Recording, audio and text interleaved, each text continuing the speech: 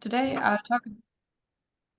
I'll talk about how we gained an improved Nicotiana benthamiana bioproduction chassis, and with this, how we gained novel insights into nicotine biosynthesis. And I'd like to say here that this is a joint project between the Earlham Institute in Norwich, UK, and the University of Copenhagen. And the work I am presenting today is not only work by me, but a lot of great scientists have been involved in this work. As most of you know, Nicotiana benthamiana is a widely used model organism, and in the field of plant metabolism, it is often used for pathway reconstruction. But in addition to produce your compound of interest just in this lab scale, it is also an emerging platform for the large-scale bioproduction of high valuable compounds, for example, antibodies and vaccines.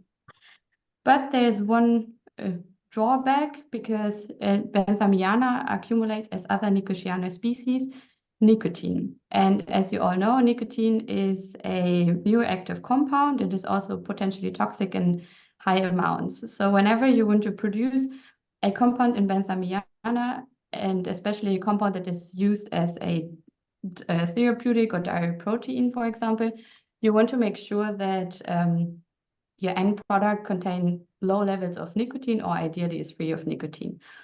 And this can be, of course, achieved by chromatographic methods, but this can be labor and also cost intensive.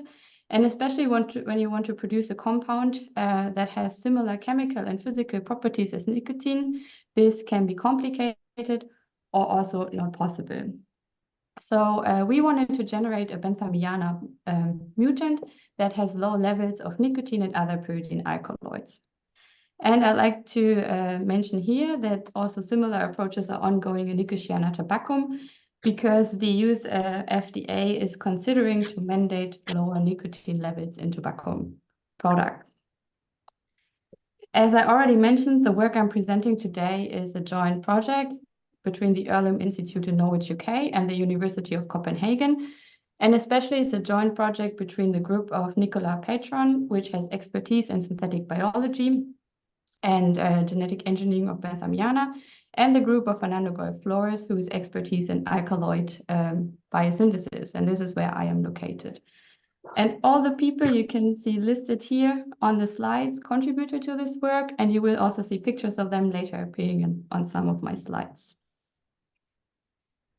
In order to generate benthamiana mutants with lower nicotine content, we wanted to inactivate genes that are involved in the biosynthesis of nicotine.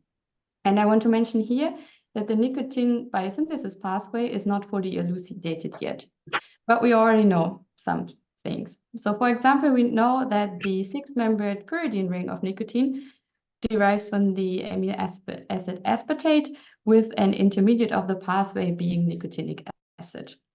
And the 5-membered ring of nicotine derives from the non-coding amino acid ornithine, sometimes also arginine. And an intermediate of this branch of the pathway is N-methylpyrrolinium. Nicotine is synthesized in the roots of Nicotiana species and then gets transported to the leaves. And here it functions as a defense compound. So upon herbivore attack, the biosynthesis of nicotine is induced. And this is something we can also mimic in the lab by spraying plants with methyljosmonate. Nicotine accounts to only 80% of the pyridine alkaloids found in benthamiana. Two other major pyridine alkaloids of benthamiana are anabazine and anatabine, which account to about 16% and 2.5%. And like nicotine, the 6-membered pyridine ring of those two compounds also derive from the nicotinic acid branch. In case of anatabine, also the second ring derives from this branch. For anabazine, the second ring derives from the amino acid lysine.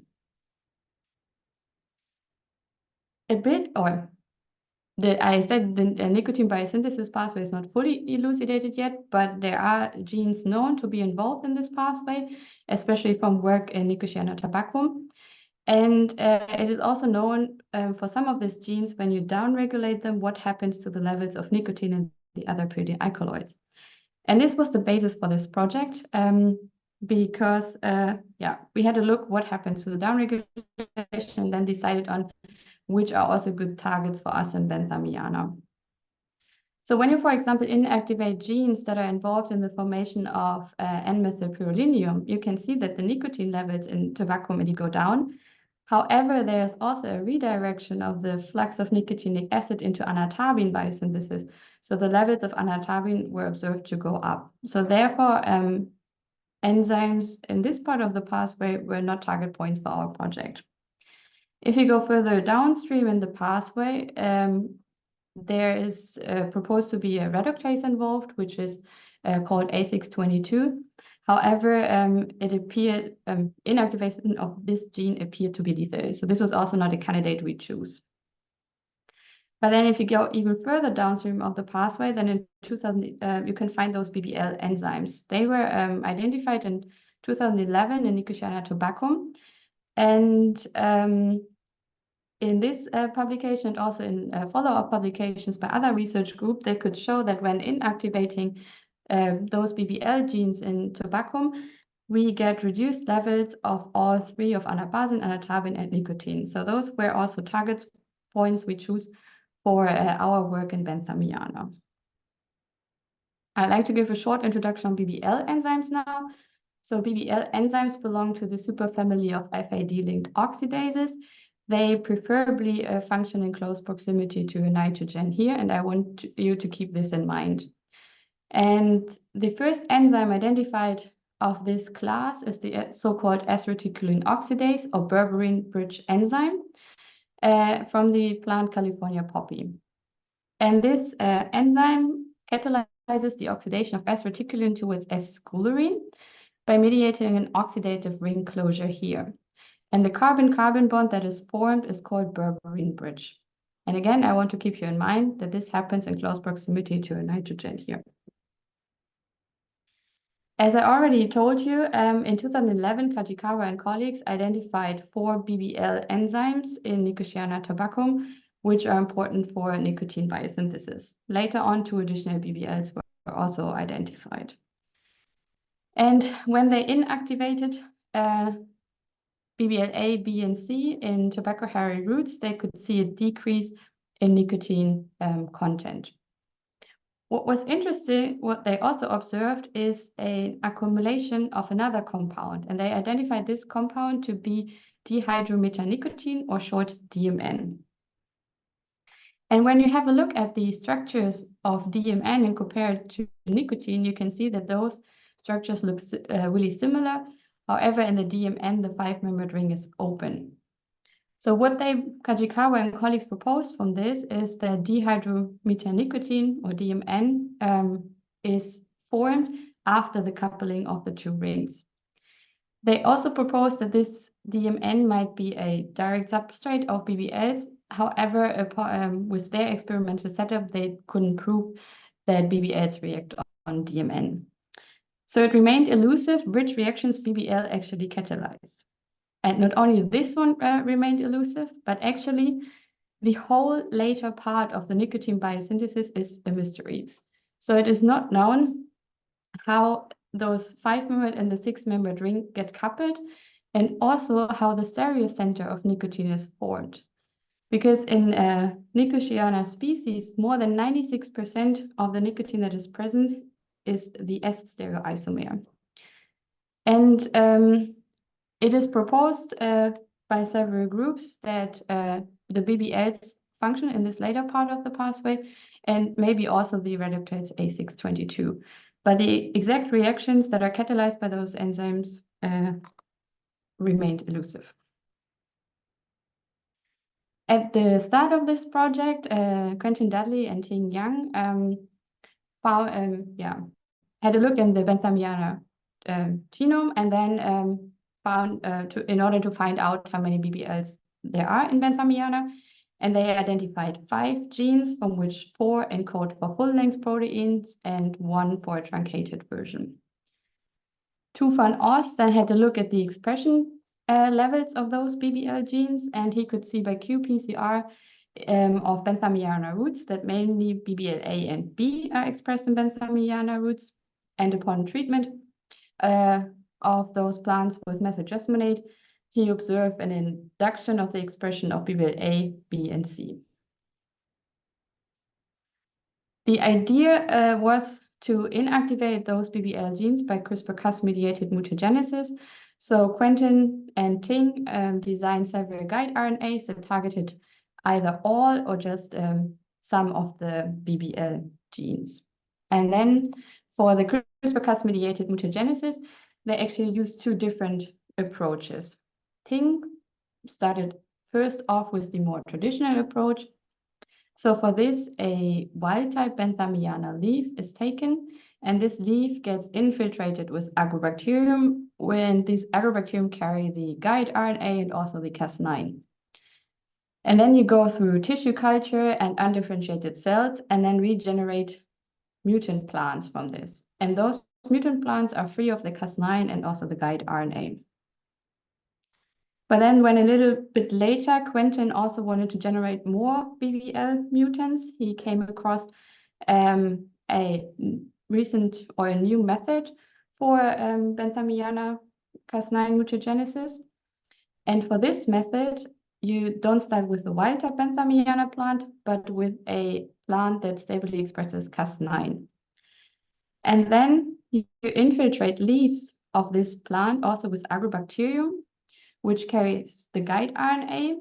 But the beauty of this method is that the guide RNA is fused to a mobility tag and also to a part of the tobacco retrovirus. So through this tobacco retrovirus, the guide RNA gets spread and propagated within the plant, and through the mobility tag, the guide RNA gets then located to the floral meristem and can directly act in the germline. So the seeds that can be obtained from this plant are mutated. And the method is quite successful. So when you use one guide RNA, 65 to 100% of the plants of the obtained seeds are mutants. And when you use 3 guide RNAs, 30% of the mutants contain mutations in all 3 targeted loci. So I'd also like to highlight here or acknowledge the contribution of the team of Wendy Harwood. So her crop transformation and genome editing platform at the John Innes Center helped with transformations here. So after the CRISPR-Cas-mediated mutagenesis, we ended up with 22 different independent mutant lines. And Davide Mancinotti and I took over to do an initial screen on pyridine alkaloid contents on these 22 different mutant lines. And out of this screen, we decided to continue with 9 independent mutant lines.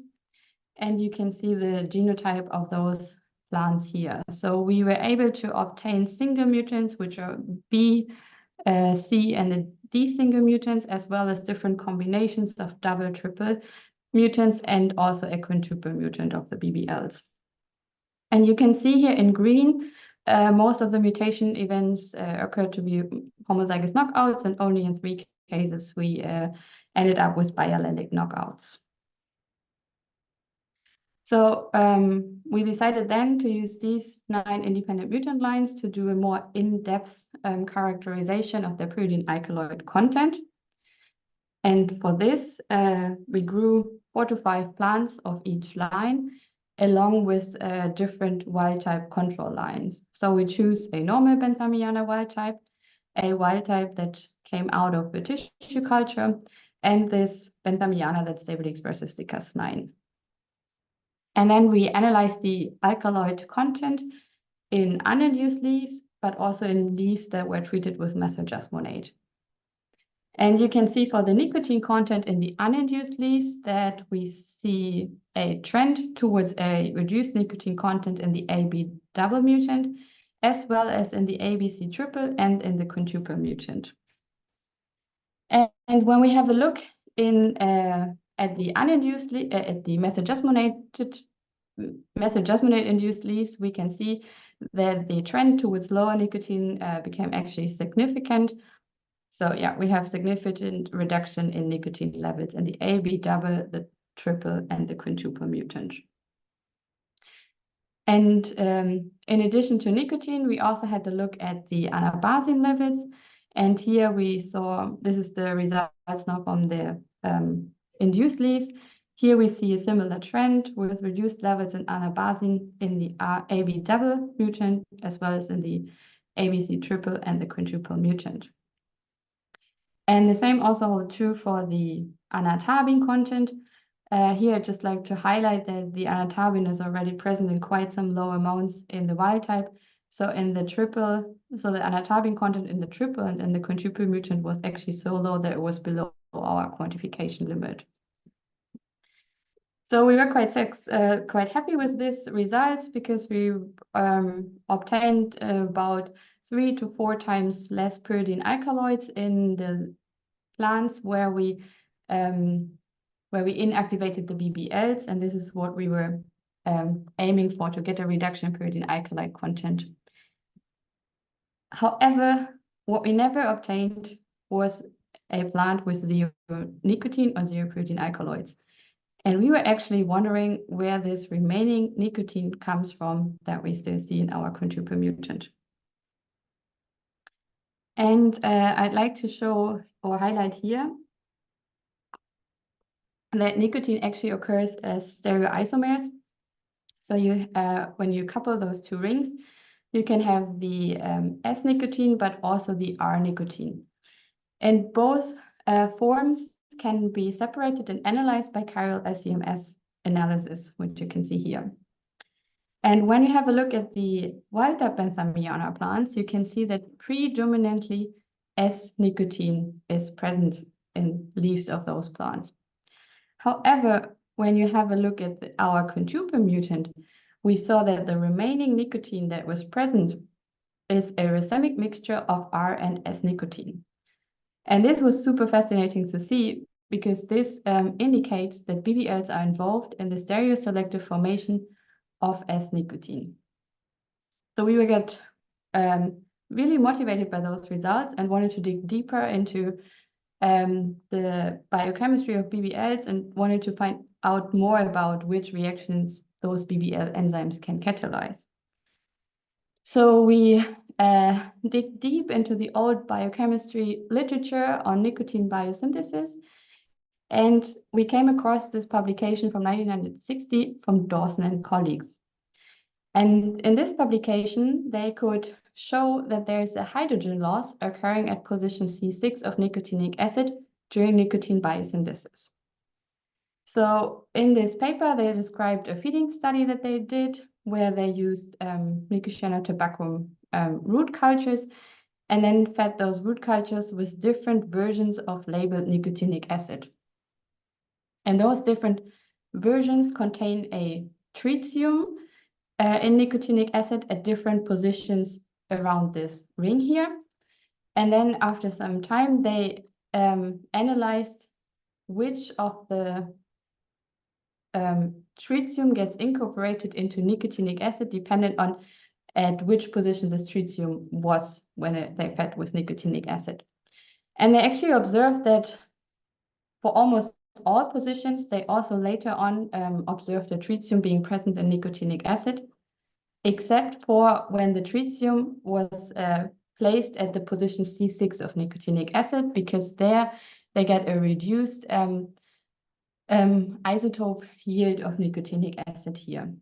So this indicates that there is a hydrogen loss occurring at this position during the formation of nicotine. And when you have a closer look into where this hydrogen is located, you can see it's in close proximity to this nitrogen. So this stood out as a perfect spot for BBLs to act on. So we set up our own feeding experiment in order to analyze whether BBLs can be involved in this hydrogen loss. So we fed wild type and also the quintuple mutant that we generated with, in this case, deuterium labeled nicotinamide, because this was easier to get in comparison to tritium labeled nicotinic acid, and nicotinamide was shown before that it works as good as nicotinic acid for labeling studies when you want to study nicotine biosynthesis. So this is how our experimental setup looked like. We had wild type benthamiana seedlings as well as Cas9 control seedlings. and the quintuple mutant that we generated. And then we fed those seedlings either with nicotinamide that was not labeled, or with nicotinamide that was labeled with deuterium at the 4 different positions around the ring. And then we extracted the alkaloids from those seedlings and analyzed them by LCMS. And then we checked for whether we can see nicotine with only 3 deuteriums, because this would show that there is a hydrogen loss occurring during nicotine biosynthesis, or whether we can find a nicotine with 4 deuteriums. And as expected, in our control lines, where we fed non-labeled nicotinamide, we only observed non-labeled nicotine.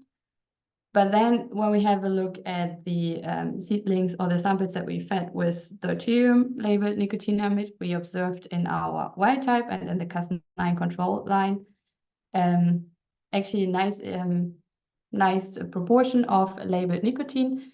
And the majority of the labeled nicotine in the 2 control lines turned out to be having 3 deuteriums. So this proves or shows again that there is a hydrogen loss occurring during nicotine biosynthesis.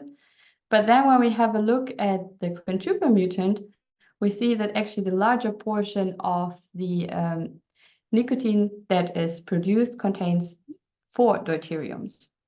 So this shows that BBLs are involved in this specific hydrogen loss that occurs during nicotine biosynthesis. What was actually quite interesting to see here is that we don't have a 50-50 ratio of the D3, D4 versions, because this was what we actually expected when there are no BBLs present that normally would catalyze this hydrogen loss. But we explain it with this observation with a kinetic isotope effect. So when you have at a similar position a deuterium and a hydrogen, and both are about to spontaneously leave, then the hydrogen would leave more easy than the deuterium, and therefore we get a larger portion of nicotine with 4 deuteriums. We, of course, also had to look at anabasine, and here we observed the similar things as we observed for nicotine. So also in the wild type and in the control situation, we have the majority of the labeled anabasine to be the D3 version of anabasine, and in the quintuple mutant, we observe that the majority of the labeled anabasine contains 4 deuteriums. And in addition to that, we also had to look at anatabine. And here I'd like to remind you that for anatabine, both rings derive from nicotinic acid, or in this case, nicotinamide. So in this case, we were actually not looking at the D3, D4 versions, but at the D7, D8 versions of anatabine. But we observed really similar results in the wild type and the Cas9 control lines. The major portion of the labeled anatabine contained 7 deuteriums, so there is the specific loss of a hydrogen, or in this case deuterium here, whereas in the quintuple mutant we only observe a 50-50 ratio of the D7, D8 version. So these results nicely show that BBLs are involved in this specific hydrogen loss that occurs at position 6 of nicotinic acid that was found in 1960s by Dawson and colleagues. And in addition to this, we also got interested to see whether we also see this DMN compound accumulating in our quintuple mutant, as Kajikawa and colleagues did when they inactivated BBLs in tobacco. And this is actually what we also found. So in roots of our BBL quintuple mutant, we also see DMN accumulating, and this is not the case in the wild type and in the Cas9 control lines.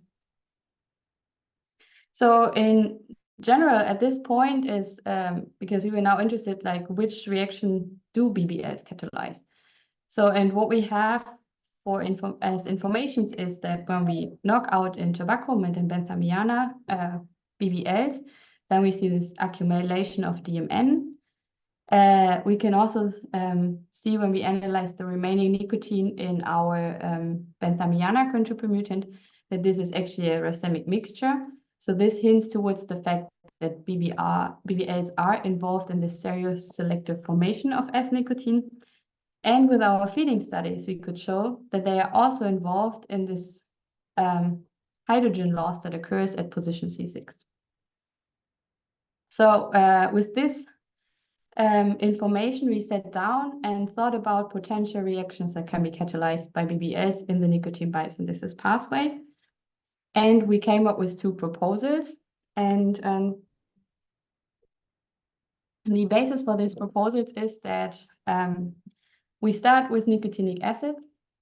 And first we have a reduction of this compound. And this is not only proposed by us, but also by others, that this reduction can be catalyzed by this A622. And by this, we introduce a second hydrogen at this position here. And then for the proposal A, we propose that BBLs are involved in two steps towards nicotine, which is first the ring coupling of both. And by this, they determine that only the S-nicotine is formed. And later on, we also propose that BBLs in this step are involved in the following oxidation step by choosing to, in this case, get rid of the hydrogen that comes from the nicotinic acid. And for the proposal B, we propose that the coupling is actually not catalyzed by BBLs. So the coupling can either happen spontaneous or by a coupling enzyme that is non-stereoselective. So we have an R and an S intermediate formed by the coupling enzyme. And then the BBLs only catalyze the oxidation step. And by this, they are specific for the S intermediate. So they would only oxidize the S intermediate. And by this, we only have the S-nicotine formed. In both cases, however, when we don't have BBLs, we would also end up with the two intermediates being formed, the R and the S one, either spontaneous in case BBLs are catalyzing this step, or catalyzed by a different enzyme. And then we would have a spontaneous oxidation of those intermediates to similar amounts of S and R nicotine. And those intermediates could also react spontaneously to form DMN. And with this, I'd like to summarize my talk today and the project. So the aim of the project was to generate benthamiana lines with low nicotine and overall low pyridine alkaloid levels. And we achieved this goal by inactivating the BBLs of benthamiana. And by this, we now set the basis for a new production chassis, which hopefully in future times make it more easy and more sustainable to produce also special compounds in benthamiana. By further analyzing the quintuple mutant that we gained by this project, we could further show that BBLs are involved in the stereoselective formation of nicotine. And through our feeding experiment, we could also show that BBLs are involved in this hydrogen loss that occurs at position C6 in the transition from nicotinic acid towards nicotine. And with this, I'm at the end of my talk. I'd like to thank all the people that have been involved in this project and also all the funders. And if you got interested, feel free to read our publication that was just recently in summer published in New Phytologist. And I'm also open and happy to take questions now.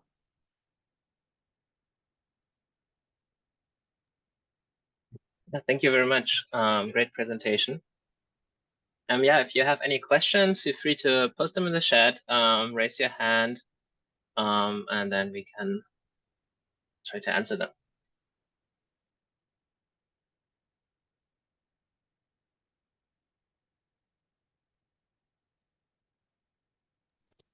Oh, hi there. Hi, Benji.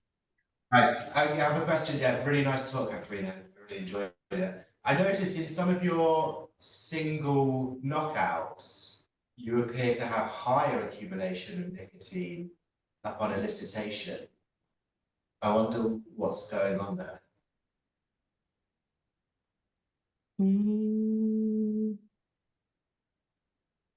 You mean here, for example? Yeah, yeah, exactly. Yeah, that's actually an interesting question. We are also not completely sure what might go on. I mean, in some cases, you see a trend, it's not significant. I think, I mean, what you also see is that there's actually a huge variation in the nicotine levels between the replicates that we have. And I think this is also has to do something with the fact that we grew them in the greenhouse. They get primed by whatever insects are around there. So this is why we also see a large variation. And the variation actually gets smaller in the mutants here because we believe that they only have a maximum level of nicotine that can be produced. And this is kind of limited by the mutants that we introduce. But yeah, why do we have for some higher ones? Maybe it can be explained that just this certain plant is more tackled by an insect, for example.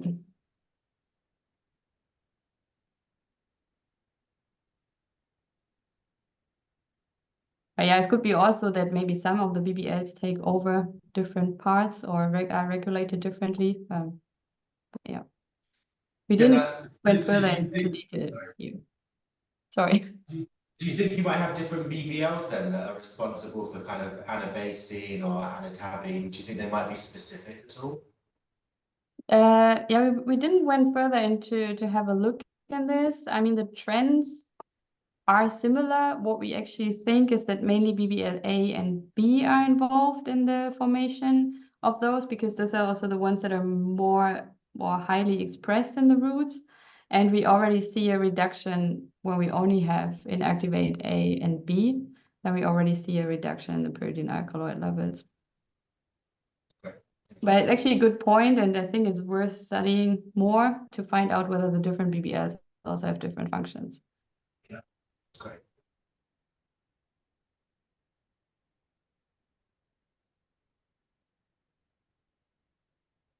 Yeah, Boaz, please go ahead. Hi, thanks for that great talk. I wanted to ask, so I have a mutant in A622, which is not lethal, and I'm just wondering if you get, if you looked into what other compounds are getting formed when you're kind of blocking this branch of the chain, because you're getting a lot of overaccumulation of something, and I'm wondering if it's getting pushed to other pyridine alkaloids. Yeah, I mean, we were actually also interested to see whether we see anything accumulating when we knock out BBLs of potential upstream intermediates. But I have to say, there was nothing obviously that we saw, and we also did the what we mostly analyzed were leaves, the alkaloids in leaves, and as I told at the beginning, nicotine is produced in the roots. So we never analyzed the roots in detail of this quintuple mutants. In order to see this DMN accumulating, I grew seedlings and then specifically cut off the root and analyzed the alkaloids there to see whether we also see DMN accumulating. When we analyzed the whole seedling, where not just cut off the roots, it was actually hard to see the DMN. So yeah, it would be nice to check this, but we haven't done so far here. Thanks.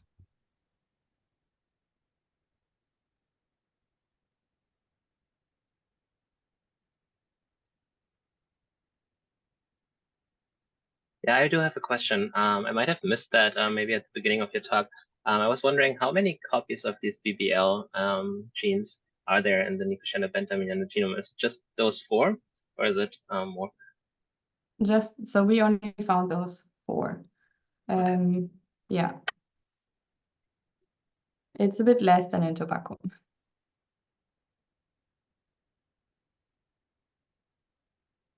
Now this is actually, I mean, to be honest here, first we only found 3. Then we analyzed the pyridine alkaloid content.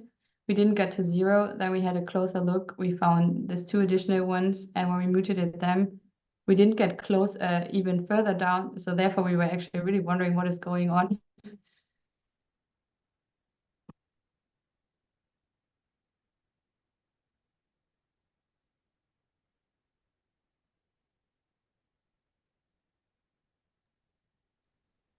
Any more questions? Yeah, I have another question. So can you, I think you probably did show it, but do you see any do you see nicotine in your wild types at all, or just the BBL completely dominate? You mean in the white type? Maybe a slightly bit, but also the 96%, I think in benthamiana it's actually closer to 99%.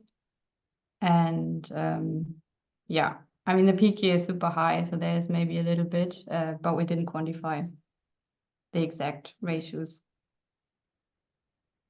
Okay, thank you.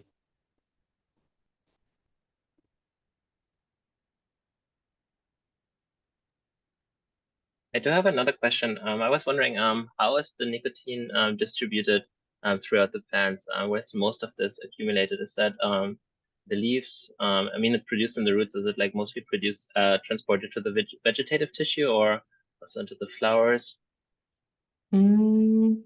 Actually, I don't have numbers in my head now about, so I mean, it's quite in high amounts present in the leaves. Whether this is much more than in the roots, honestly, I cannot say. I don't have the numbers in my head now.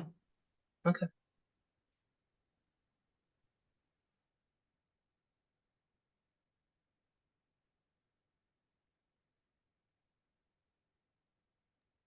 Right. There are no more questions. So check the chat real quick, but don't see anything. Yeah, then I would like to thank everybody for coming today, and I hope to see you all back in about 2 weeks, or in exactly 2 weeks actually. And yeah, and then we have a talk by Charlie Wood from Benji's lab.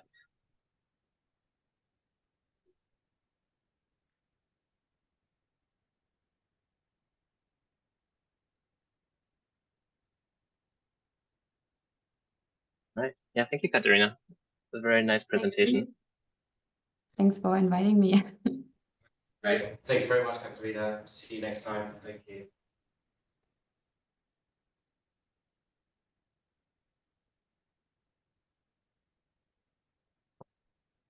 Okay. Yeah. Yeah. See you later, everyone. Thank you again. That was a Thank great talk. you. Yeah, thank Bye-bye. you. Bye-bye. Bye.